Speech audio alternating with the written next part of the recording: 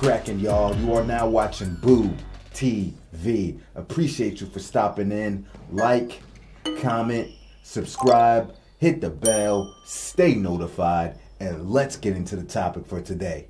If you have been following my channel for some time now, you know that I make it a point to call out people on the mainstream media when they are out here putting out misinformation, false narratives, revisionist history, straight up lies. I call all that stuff out because it seems to be a norm. It seems to be the norm. And there are none more egregious than the ones that I like to call Bronsexuals, that are part of the legenda, who really like to partake in the characteristics that I just mentioned. The guidon, the leader of the Bronsexuals, is none other than Nick Wright, or as some like to call him, Nick. Wrong. This guy has historically, over the last handful of years, probably the last decade, has been partaking in those activities and bears all those characteristics that I just mentioned.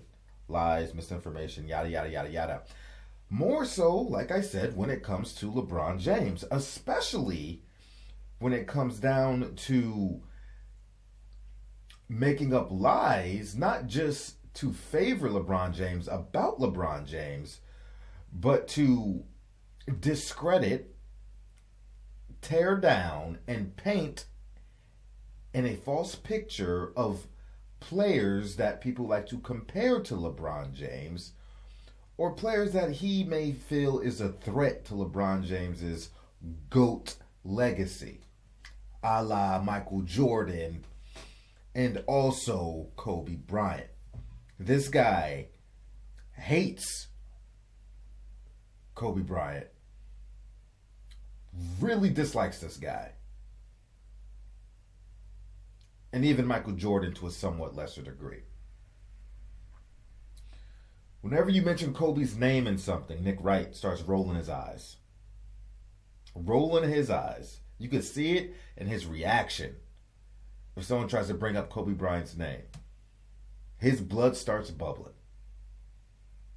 And for a long time now, especially with Kobe, Mike, and other players as well, I've been calling him out, saying that this guy, whether he believes what he's saying or not, this guy is affiliated with Klutch Sports. I've been saying this for a long time. He is in with the legenda. LeBron James and Klutch Sports have their slimy little fingers all over the community of the National Basketball Association and all the outlets and sports networks. Especially certain people in these circles are puppets and or willing, has no problem bowing down to their king and putting out this information. Nick Wright is the leader of the Bronsexuals, the LeBron cult. And they like to pick all these people that are very articulate and speak very well and are prepared, throwing all these stats at people. And a lot of times people aren't really prepared to combat their stats because they don't have the knowledge base. While they have a conclusion and a stance, they don't know how to argue for it appropriately. And they never bring people on a show that have the ammunition to combat these clowns. You notice that. There's a reason why Rick Bucher doesn't really come on the shows anymore. He was a Kobe Bryant advocate and one of the few people that could do a somewhat admirable job at defending Kobe without just mentioning the Mamba mentality all the time. Anyway, I don't want to make this about Kobe. He's just an example, because him and Mike are notoriously the ones that are brought up in these debates. However, for a long time now, people have been saying that I'm delusional. I'm delusional. I'm an insufferable Kobe Bryant fan, an insufferable Michael Jordan fan, and I just can't deal with the facts that their careers were significantly less than LeBron James, or I can't deal with all these different things that the numbers don't add up in favor of, Kobe or Jordan in some cases. And I'm insufferable and I'm delusional. And I'm crazy for thinking the fact that there's this LeBron James cult, or that Klutch Sports have infiltrated, and a lot of these talk show hosts and broadcasters and a lot of these guys are inside the circle. And like how Kwame Brown likes to say, the go along, get along gang. And with all that stuff, they thought it was delusional. Oh, you're just clinging on to stupid conspiracy theories because you're just sad. You're just mad. Da-da-da-da-da-da. Look at the numbers. Look at the numbers. It's sad. You're just sad like the rest of the other Kobe Bryant fans. Always crying. Always crying. Always whining. Fact of the matter is, he's just not as good as LeBron. That's the type of stuff I get. Finally, we have one of Nick Wright's contemporaries, Doug Gottlieb of Fox Sports Radio. Finally, somebody has came out and said his contemporary has put the spotlight on Nick Wright, gave him all the smoke, and he finally came out. Somebody came out and said that Nick Wright is, in fact, affiliated with Klutch Sports. All those people that was calling me crazy, all those people that was saying I'm clinging on to things because I'm insufferable, I'm a sycophant, whatever the case may be, I just speak the facts, bro. But anyway, I didn't want this intro to be this long. Let's go ahead and listen to the sound bite. It's about 8 minutes and 50 seconds long of Doug Gottlieb preaching the truth and confirming the suspicions that some of us had about the LeBron James cult and Klutch Sports and these people being affiliated. Take a listen. This is not a video, it's just audio. But take a listen. Here's how I operate. I will, and we have, What Does the Fox Say? That's on our In the Bonus podcast, which you can download. It goes live right at 5 on the East Coast, 2 on the West Coast. And we play for you a portion of a previous show on Fox Sports Radio or Fox Sports 1, and then we talk about it. But I couldn't let this one go. Nick Wright is Team LeBron, right? Like if LeBron actually needed a media cheerleader, he would have a skirt and pom-poms. And he's made no secret about it. He believes he's the greatest athlete he has ever seen. And Nick's 38 years old, so he wasn't really old enough to truly feel and understand the gravity of the Jordan era. It's all from spoken word and videos and reading. He's a really bright guy, and he's on First Things First, which I think airs right about now on Fox Sports 1. Matter of fact, he's actually repped by Klutch Sports. So he's almost like he can do damage control. And it's not like I think LeBron picks up the phone and says, hey, got my back. But any possible chance of pointing out something negative about Jordan or positive about LeBron, he takes advantage. Let me pause right there. I'm not saying it does happen, but I would not doubt if LeBron James picks up the phone and says, hey, let's do some damage control. Say this about that person. Say this about me. I wouldn't doubt it. Because you know what? The next in command for Bronsexuals is Shannon Sharpe. And I know for a 100% fact that Shannon Sharpe and LeBron James speak to each other. They have each other's number. Shannon Sharpe has confirmed this. Now, he didn't say what they talked about, but he confirmed that they are in communication with one another. So I would not doubt for a second that Nick Wright might have LBJ on speed dial, though he'd probably never admit it. Mr. Damage Control. Continue. So I don't know if you guys have seen, there's this internet story that that Jordan is selling the team because he shorted the GameStop stock to the tune of $500 million. And this is his way of paying back the guy who's actually going to own the Hornets. And they're overpaying really for the team, kind of as a make good. But Michael Jordan he's still making the draft pick. He still has last word in the draft selection. And for now, he's still the owner of the Hornets, but eventually that'll go through and he will pocket $2 billion. This is what Nick Wright said about what he calls the failed ownership of the Charlotte Hornets and how it should reflect on Michael Jordan's resume. So Michael Jordan sold the Hornets, made a fortune. Michael's been very good at business, from his shoe deals. You know, I know I can see. Oh, yeah. Listen, Colin, a lot of, it was very unique that, someone bought a pro sports team 20 years ago and made a profit. I mean, I read stories left and right. Yeah, I mean, a guy sold the Arizona Cardinals. He's now on unemployment. Another guy, I mean, it's financially ruinous for many people. But a brilliant businessman like Jordan can make a profit from selling a pro sports team. But go ahead. I interrupted. I'm sorry. It's a very good point.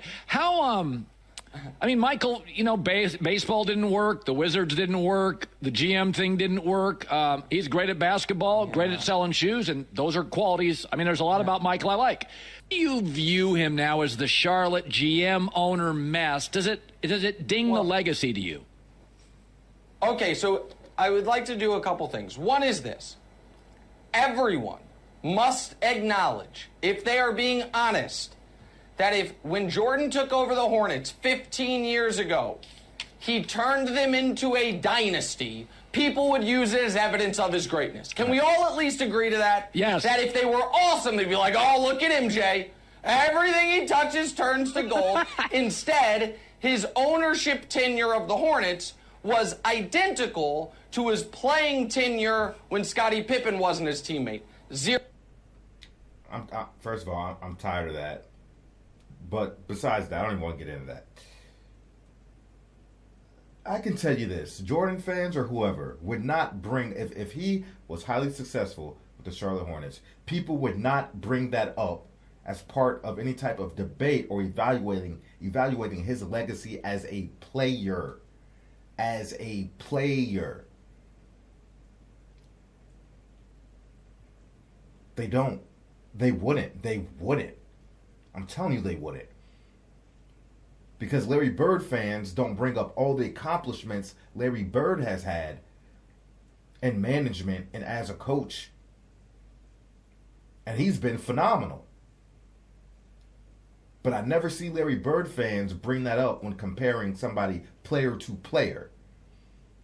But they will acknowledge it separately as a whole. Look at what this guy was able to do at his career in basketball. But I've never seen a Larry Bird fan use that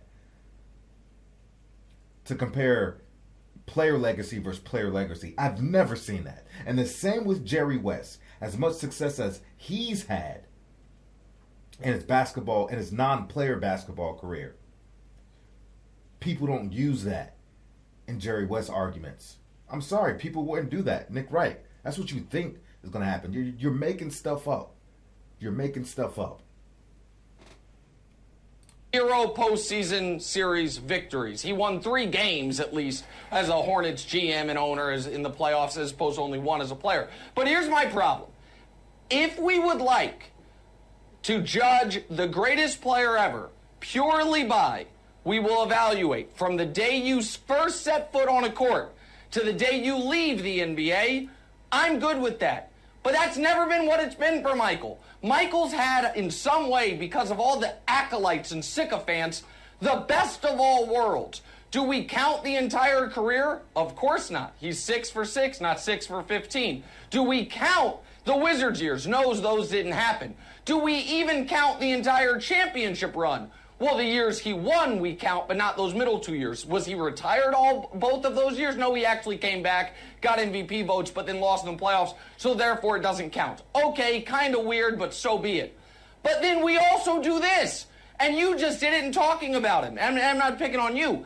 Everyone knows that when they have encountered someone who is, a Jordan true believer, at some point in the argument, you know what gets brought up? Man, look at the shoes. LeBron's shoes will never sell as well as his. Look at the icon. I have never in my life debated for or seen a debate where people bring up Michael Jordan's legacy with his shoe brand and in these player debates. I have never. Who is he talking to? Who is he talking to? Seriously. Good God Almighty. Biography. Look at this. She made the shave. So you get the point. Okay? You get the point. He wants to use the whole picture to talk about Jordan and who, in fact, is the greatest. I'm going to do something. In fact, like I said, I don't hear that from Michael Jordan fans. Like, I'm a Jordan fan, but there are bigger Jordan fans that argue with me, and I am a Jordan fan, and they get mad at me because I'm a Kobe fan, and they start bashing Kobe. Jordan fans start bashing Kobe, and I'm like, I don't know why you attacking me, man. I said Jordan's the GOAT. Kobe's my favorite player, but he's not the GOAT. I mean, you feel like you're attacking me by attacking Kobe Bryant? I don't understand. I deal with Jordan fans too.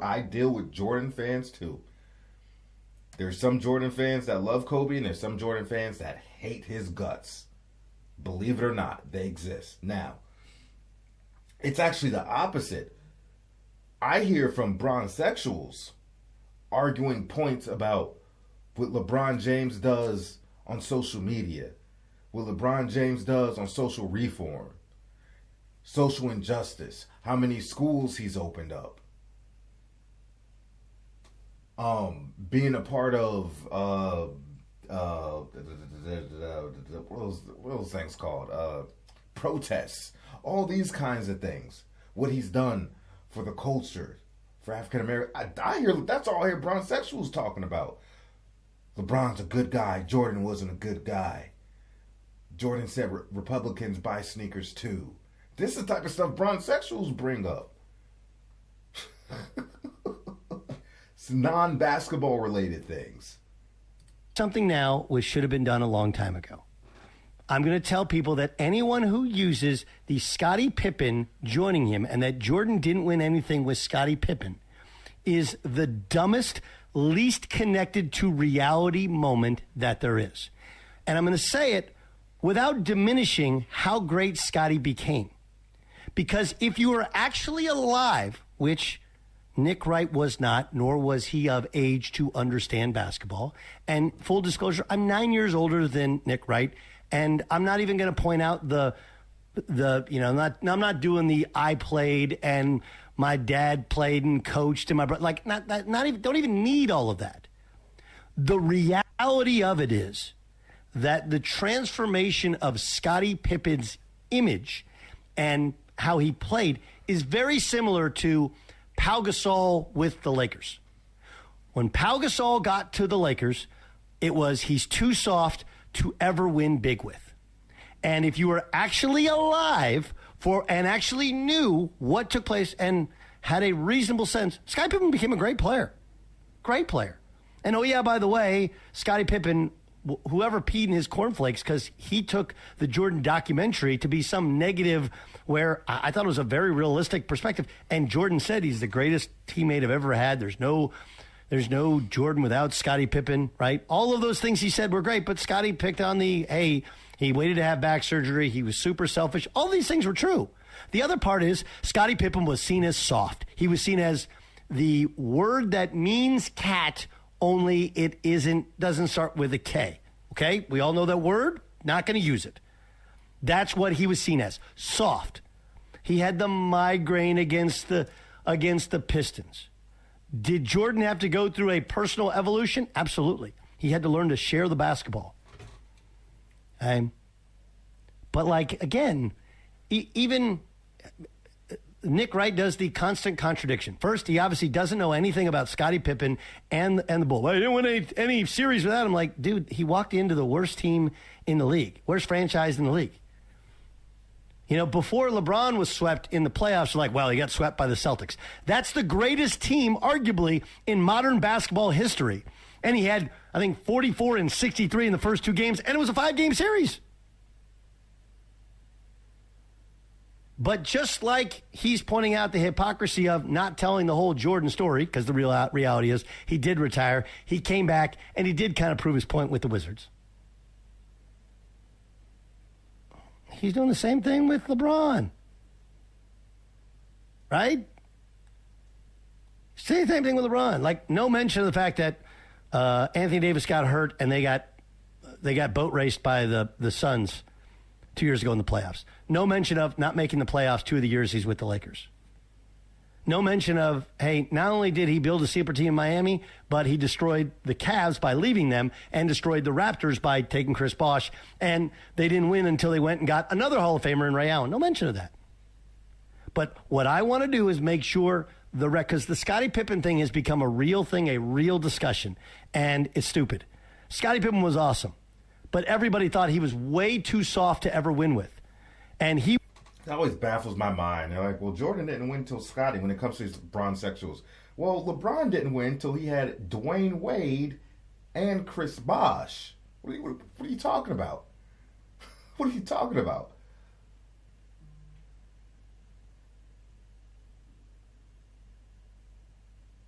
What are you talking about?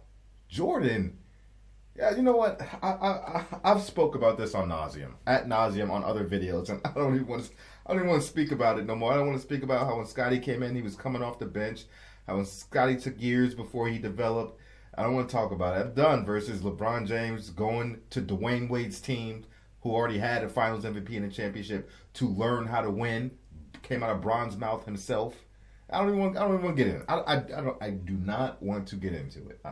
I spoke about it ad nauseum over a plethora of videos on this channel.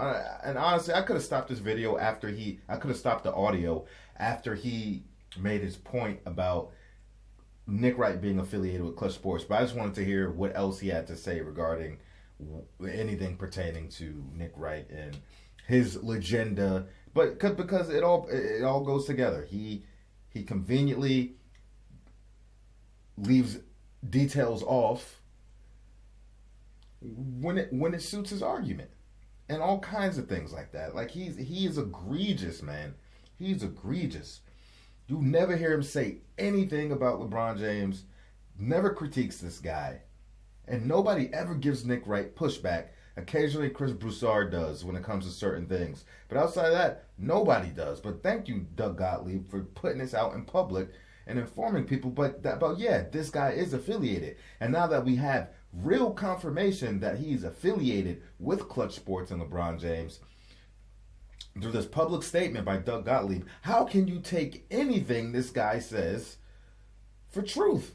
You have to heavily scrutinize and analyze everything this guy says. Because there's clear bias and affiliation with LeBron James and his camp. There's no doubt in my mind. There's never been a doubt in my mind. It's always been obvious. It's not no conspiracy theory. It's obvious. It's clearly obvious. Him and a lot of these other guys out here for LeBron James. It blows my mind. Blows my mind. As a Kobe Bryant fan, and I label all my videos, most of my videos, Kobe fan reacts to, so y'all know I'm a Kobe fan and where I come from. I even got videos on here critiquing and criticizing Kobe Bryant, my favorite player, who I don't even think is the greatest of all time. They don't call me some delusional Kobe fan. I speak the truth on his deficiencies and the things that he was great at and his story. I always have. I don't sugarcoat anything. I don't. Absolutely not. Golly.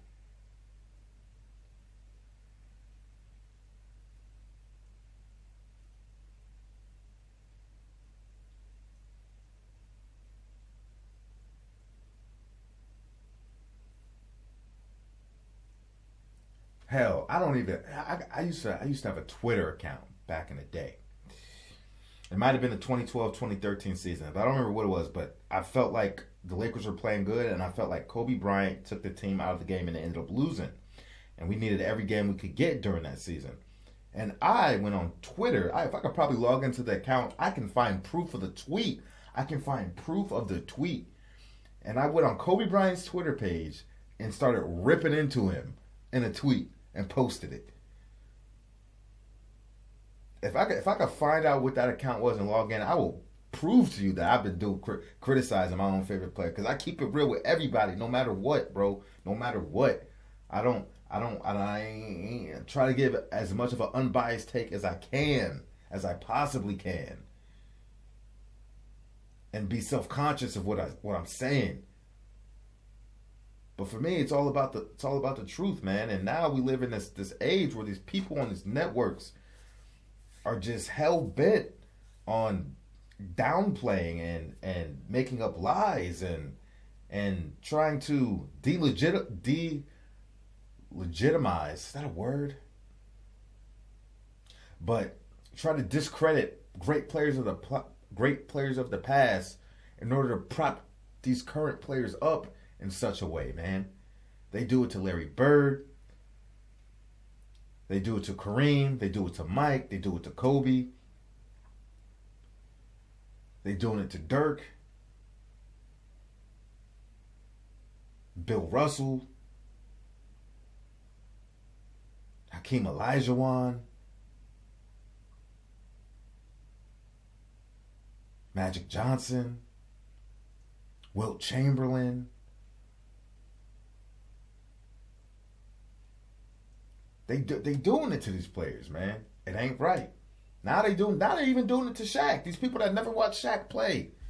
These young cats. Or maybe people that just don't remember well. They even throwing Shaq's name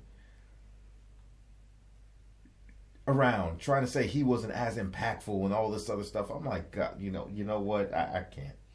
You know what? We have to band together. Us people of the prior generations. And I'm a fan of the current NBA. I don't hate it. I just put it in the context for what it is. But we got to stick together and keep our players' legacy alive, man. Y'all let me know what you think about it. Like, comment, subscribe, hit the bell, stay notified, and I catch you on the next one. We out, baby.